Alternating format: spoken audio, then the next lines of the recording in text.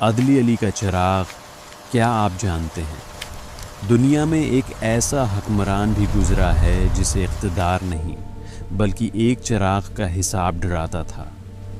یہ مدینہ کی ایک خاموش رات ہے۔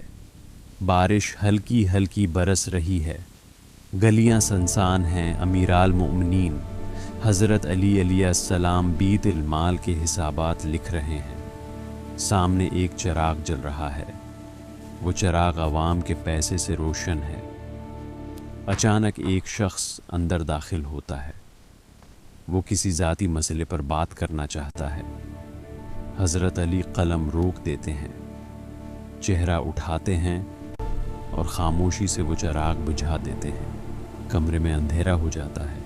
پھر علی اپنا ذاتی چراغ جلاتے ہیں۔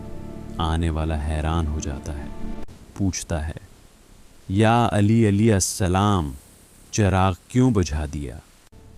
حضرت علی فرماتے ہیں، وہ چراغ قوم کے مال سے جل رہا تھا، اور اب بات میری ذات کی ہے۔ یہ صرف چراغ نہیں تھا، یہ حد تھی، عدل اور ذاتی زندگی کے درمیان حد۔